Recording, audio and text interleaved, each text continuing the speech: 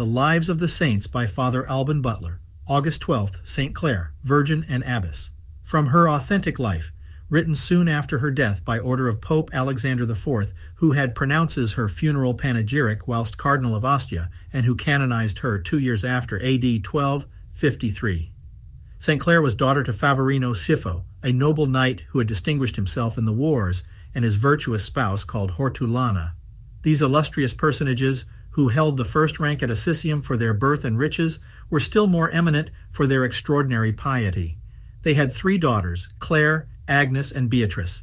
St. Clare was born in 1193 at Assisium, a city in Italy, built on a stony mountain called Assi.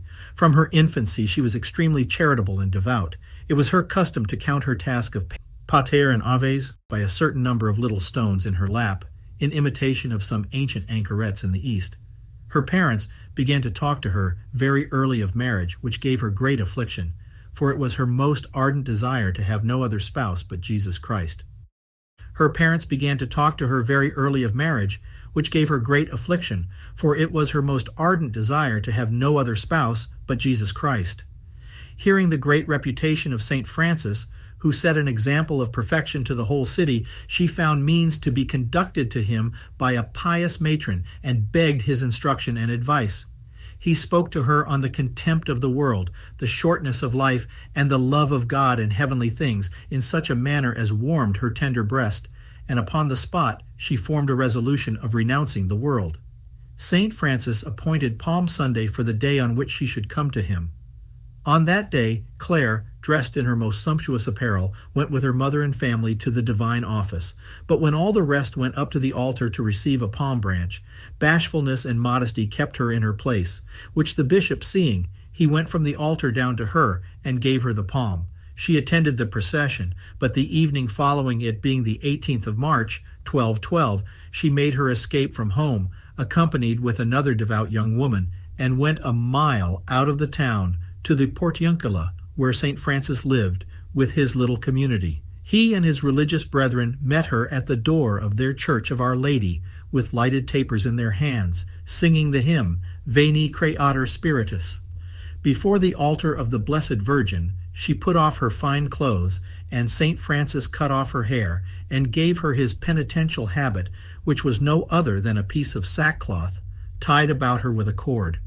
The Holy Father, not having yet any nunnery of his own, placed her for the present in the Benedictine nunnery of St. Paul, where she was affectionately received, being then 18 years of age.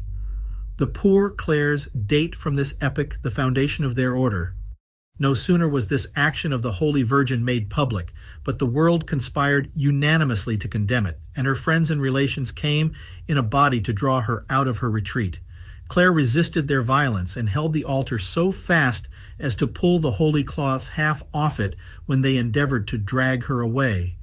And uncovering her head to show her haircut, she said that Christ had called her to his service, and that she would have no other spouse of her soul, and that the more they should continue to persecute her, the more God would strengthen her to resist and overcome them. They reproached her that by embracing so poor and mean a life, she disgraced her family. But she bore their insults, and God triumphed in her. St. Francis soon after removed her to another nunnery, that of St. Angelo of Panso, near Assisium, which was also of St. Benet's order. There her sister Agnes joined her in her undertaking, which drew on them both a fresh persecution, and 12 men abused Agnes both with words and blows, and dragged her on the ground to the door, whilst she cried out, "Help me, sister! Permit me not to be separated from our Lord Jesus Christ and your loving company." Her constancy proved at last victorious, and St. Francis gave her also the habit, though she was only 14 years of age. He placed them in a new mean house contiguous to the church of St. Damian, situated on the skirts of the city Assisium, and appointed Clare the superior.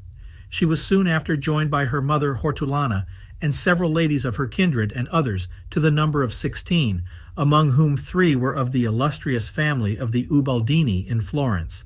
Many noble princesses held for truer greatness the sackcloth and poverty of St. Clare than the estates, delights, and riches which they possessed, seeing they left them all to become humble disciples of so holy and admirable a mistress. St. Clare founded within a few years monasteries at Perugia, Arezzo, Padua, that of Saints Cosmas and Damian in Rome. At Venice, Mantua, Bologna, Spoleto, Milan, Siena, Pisa, etc., also in many principal towns in Germany. Agnes, daughter to the King of Bohemia, founded a nunnery of her order in Prague, in which herself took the habit. St. Clare and her community practiced austerities, which, till then, had scarce ever been known among the tender sex. They wore neither stockings, shoes, sandals, nor any other covering on their feet. They lay on the ground, observed a perpetual abstinence, and never spoke, but when they were obliged to it by the indispensable duties of necessity and charity. The foundress in her rule extremely recommends this holy silence as the means to retrench innumerable sins of the tongue, and to preserve the mind always recollected in God and free from the dissipation of the world, which without this guard penetrates the walls of cloisters. Not content with the 4 Lents and the other general mortifications of her rule, she always wore next her skin a rough shift of horsehair, or of hog's bristles cut short. She fasted church vigils and all Lent on bread and water, and from the 11th of November to Christmas Day, and during these times on Mondays, Wednesdays, and Fridays, ate nothing at all. She sometimes strewed the ground on which she lay with twigs, having a block for her bolster. Her disciplines, watchings, and other austerities were incredible, especially in a person of so tender a constitution. Being reduced to great weakness and to a very sickly state of health, St. Francis and the Bishop of Assisi obliged her to lie upon a little chaff and never pass one day without taking at least some bread for nourishment. Under her greatest corporal austerities, her countenance was always mild and cheerful, demonstrating that true love makes penance sweet and easy. Her esteem of holy poverty was most admirable. She looked upon it as the retrenchment of the most dangerous objects of the passions and self-love, and as the great school of patience and mortification by the perpetual inconveniences and sufferings which it lays persons under, and which the Spirit of Christ crucified teaches us to bear with patience and joy. It carries along with it the perfect disengagement of the heart from the world, in which the essence of true devotion consists. The saint considered in what degree Christ, having for our sakes relinquished the riches of his glory, practiced holy poverty in his birth without house or other temporal conveniency, and during his holy ministry, without a place to lay his head in, and living on voluntary contributions, but above all, his poverty, nakedness, and humiliation on the cross and at his sacred death were deeply imprinted on her mind, and she ardently sought to bear for his sake some resemblance of that state which he had assumed for us to apply a proper remedy to our spiritual wounds and heal the corruption of our nature. St. Francis instituted that his order should never possess any rents, even in common, subsisting on daily contributions. St. Clare possessed this spirit in such perfection that when her large fortune fell to her by the death of her father after her profession, she gave the whole to the poor, without reserving one single farthing for the monastery.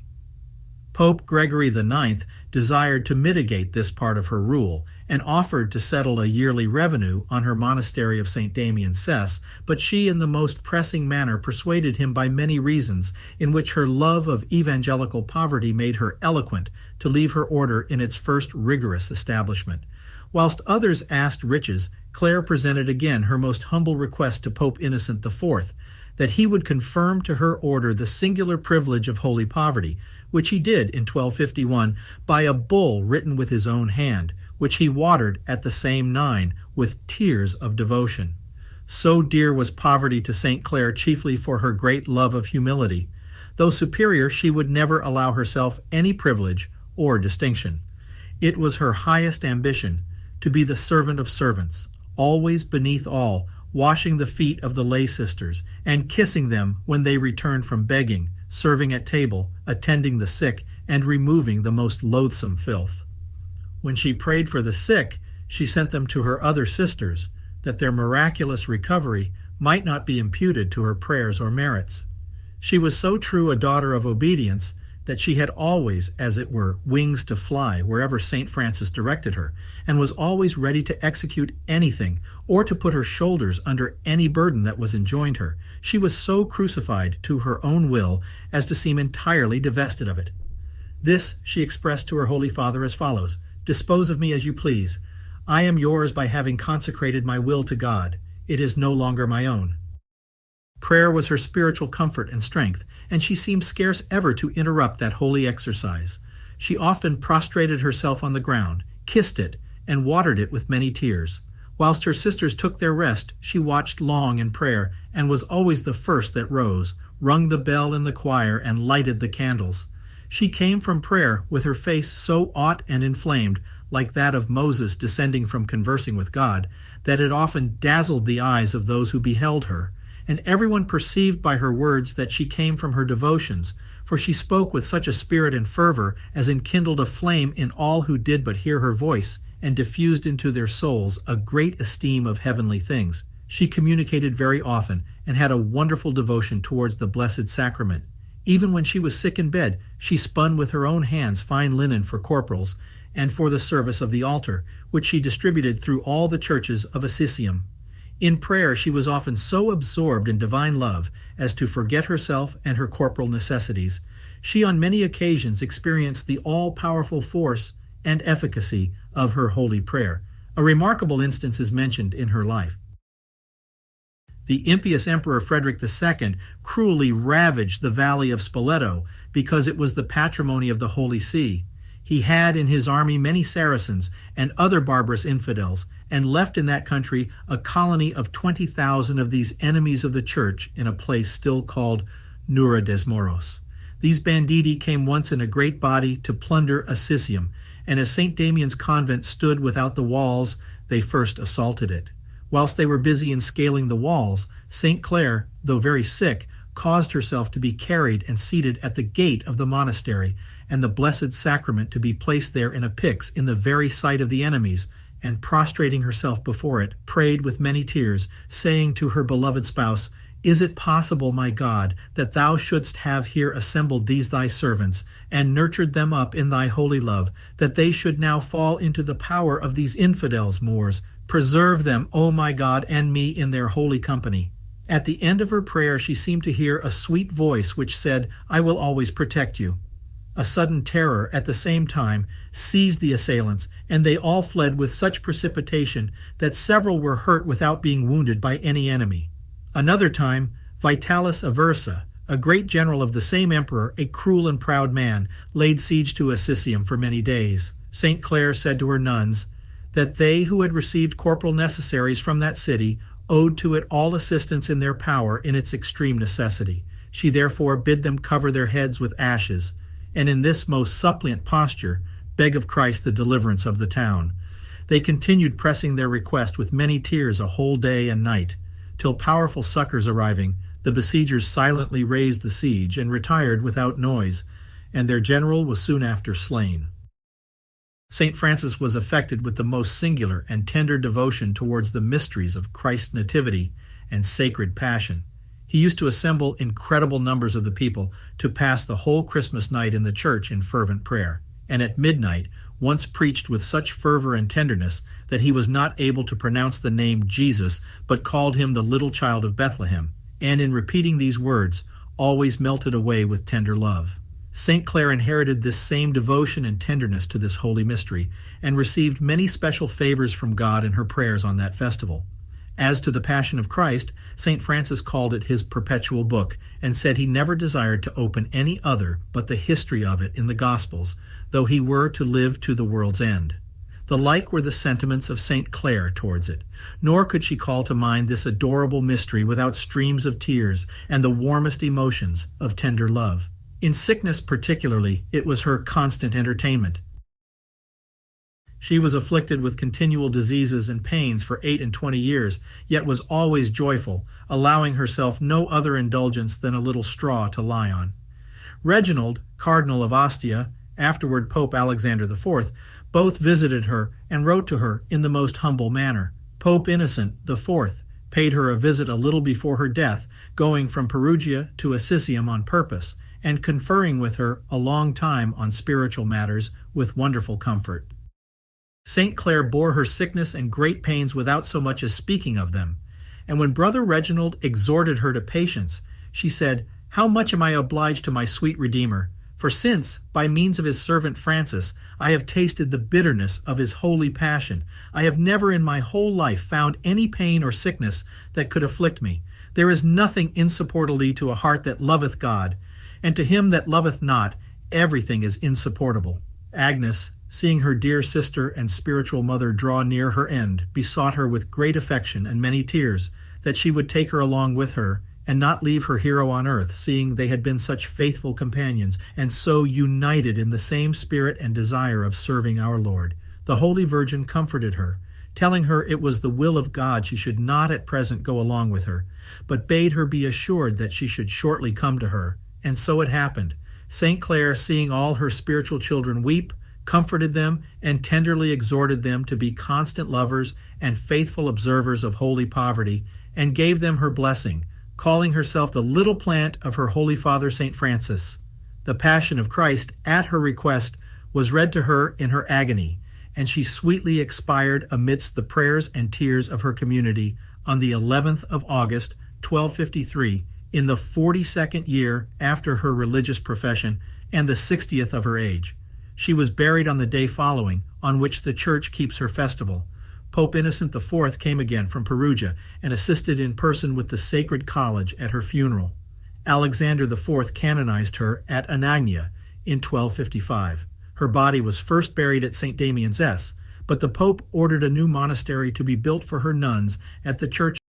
Her body was first buried at St. Damian's, but the Pope ordered a new monastery to be built for her nuns at the Church of St. George within the walls, which was finished in 1260, when her relics were translated thither with great pomp. A new church was built here afterward, which bears her name, in which in 1265 Pope Clement V consecrated the high altar under her name, and her body lies under it. The body of St. Francis had lain in this church of St. George 4 years when, in 1230, it was removed to that erected in his honor, in which it still remains. Camden remarks that the family name Sinclair among us is derived from St. Clare. The example of this tender virgin, who renounced all the softness, superfluity, and vanity of her education, and engaged and persevered in a life of so much severity, is a reproach of our sloth and sensuality. Such extraordinary rigors are not required of us, but a constant practice of self-denial is indispensably enjoined us by the sacred rule of the gospel, which we all have most solemnly professed. Our backwardness in complying with this duty is owing to our lukewarmness, which creates in everything imaginary difficulties and magnifies shadows.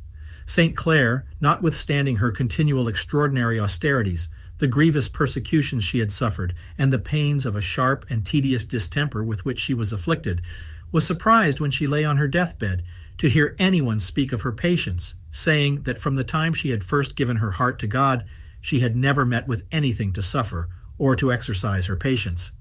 This was the effect of her ardent charity. Let none embrace her holy institute without a fervor which inspires a cheerful eagerness to comply in the most perfect manner with all its rules and exercises, and without seriously studying to obtain and daily improve in their souls her eminent spirit of poverty, humility, obedience, love of silence, mortification, recollection, prayer, and divine love. In this consists their sanctification. Is this they will find all present and future blessings and happiness.